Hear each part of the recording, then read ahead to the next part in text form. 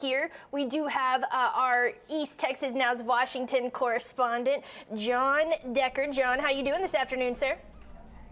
I'm doing great. Thanks for having me on today. Hope you're having a great Tuesday as well. Yeah, absolutely. It has been. It's been a busy 24 hours, Jon. So yesterday evening, really late into yesterday evening, former President Donald Trump now defending 4 indictments, the latest, of course, at the state level out in Georgia. So how is this one different than the previous 3?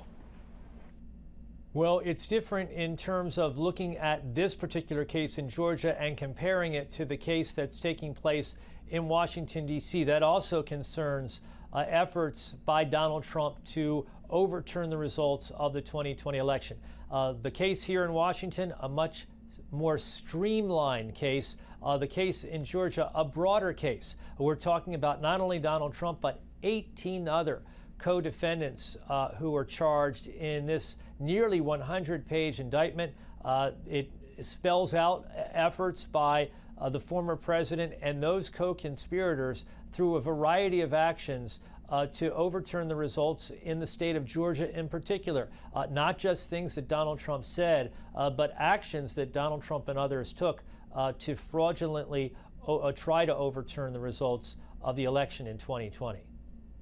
Now, as you mentioned, not just the former president, however, 18 others are also facing some charges. Can you give us a broad overview of who those are and how those players kind of intersect into the story? Well, absolutely. Some are names that we all know. Some are names that no one really knows. There are state election officials in the state of Georgia, rather anonymous as far as, being known nationally. However, there are some names that we know. Rudy Giuliani certainly is a name that we know. Former mayor of New York City, former personal lawyer to former President Trump in the aftermath of the 2020 election. He is one of those 18 indicted in the case. So is Sidney Powell, another outside lawyer brought on, and according to the indictment, she too went about the effort of trying to overturn in an illegal fashion the results of the 2020 election. Another name that certainly leaps out at me, Mark Meadows, the former White House chief of staff.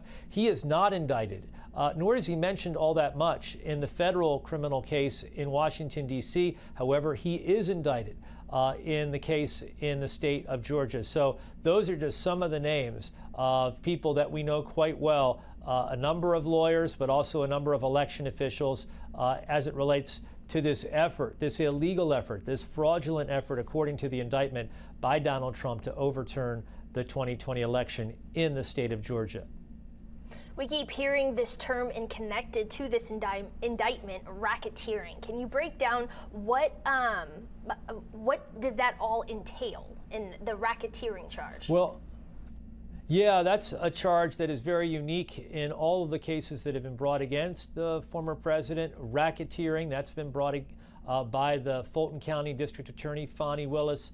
And what she claims is that there was a criminal enterprise involving these individuals who've been indicted to further a criminal action. And that is racketeering. That is the definition of racketeering. It often is applied to mob bosses and members of the mafia, if you want to call it that, La Cosa Nostra, or it is also applied to drug dealers and drug kingpins. Here it's being applied in this particular situation. And why is this important? It's important because in Georgia, the charge of racketeering carries with it, if convicted, a minimum mandatory sentence of 5 years in prison. So that's why it is such a unique charge that is being brought here by Fani Willis in the state of Georgia. Wow, can you break down how lawmakers are responding to these very unique charges? Well, you really haven't heard that much from Democratic lawmakers. Those that have weighed in point out that every American, including the former president and those that have been charged, are presumed innocent. They're entitled to their day in court, but they also point out the nature of these charges, an effort to subvert democracy. That's also pointed out. As far as Republicans are concerned, different reaction on the House side than the Senate side. House Republicans largely very supportive of Donald Trump, including the House Speaker, Kevin McCarthy, the number 2 a House Republican as well, Steve Scalise, very supportive of Donald Trump, very critical of this prosecutor in Georgia. As far as the Senate side of the Capitol, those Republicans largely silent. In fact, Mitch McConnell, who is the leader for Republicans in the Senate, has not put out one statement for any of the 4 indictments that have been brought against Donald Trump. Wow. Before we go, what can we expect next from this indictment? Next, we can expect an appearance by these 19 individuals, including Donald Trump. What would happen is Donald Trump and those other individuals would travel to Atlanta, Georgia. They would make an appearance. They would be processed. They would face their arraignment, in which Donald Trump and the others would enter a plea of not guilty for sure, and then they will likely be released on their own recognizance. And that is the next step in this process. We've seen this play out before with the other indictments impacting Donald Trump. We've seen him being arraigned now in Manhattan, in Miami, Florida, here in Washington, D.C., and within the next 10 days, by August the 25th, Donald Trump and those others will be arraigned in Atlanta, Georgia. All right, so we do have a timeline there sometime within the next 10 days. Jon, thank you so much again for joining us here on East Texas Now, and I'm sure we'll talk again soon. I'm sure. Thanks so much. Bye-bye.